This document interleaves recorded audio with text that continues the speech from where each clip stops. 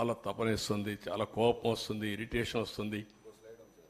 అయినా కూడా ఇది సరే, వీళ్ళ ప్రకటనలు అది వినాల్సిన పనులు కూడా మీరు చాలాసార్లు విన్నారు. ఏంటి ఏనండి సరిపోతుంది. ప్రాజెక్టు పనులు మొదలైపోయాయి.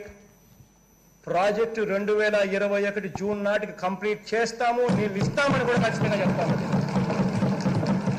ప్రాజెక్టు మంచి స్పీడ్లో జరుగుతూ ఉంది. ప్రాజెక్టు బాగా కూడా పనిచేస్తూ ఉంది. బాగా కూడా వర్కులు కూడా జరుగుతూ ఉన్నాయి. అధ్యక్ష, ఈ ప్రాజెక్టు 1 మినిట్ మీరు అక్కడ మాట్లాడినప్పుడు చూశారు.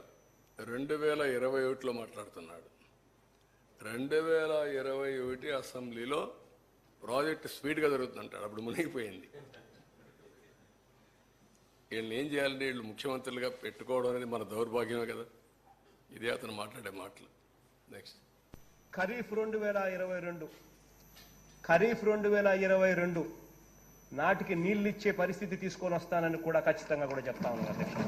ఆ అవరోధాలన్నీ కూడా అధిగమించి ఈ ప్రాజెక్టును 2023 ఖరీఫ్కు కల్లా ఈ ప్రాజెక్టు పూర్తి చేస్తామని చెప్పి చెప్తా ఉన్నాను.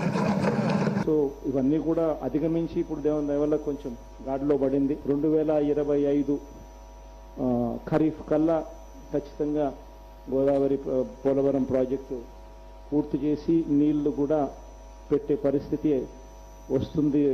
జూలై ఆగస్టులో ఆ వరదలతో 2025 జూలై ఆగస్టులో 41.15 మీటర్లలో నీళ్లు పెట్టే పరిస్థితి కూడా ఇది ఈ పోలవరం ప్రాజెక్ట్ అనేది వెరీ వెరీ కాంప్లికేటెడ్.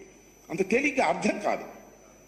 ఏంటి అంత అర్థం కాదని గట్టిగా చెబుతున్నారంటే నాకు అర్థం కాలేదు. కాబట్టి నేను అనేక సార్లు విజిట్ చేసి స్టడీ చేసి అనేక మంది అడ్వైజర్తో మాట్లాడిన తర్వాత నేను నిర్ణయం తీసుకున్నా, ఇది ఇప్పుడు పూర్తయ్యేది కాదు అని చెప్పిన మొదటి వ్యక్తిని నేను.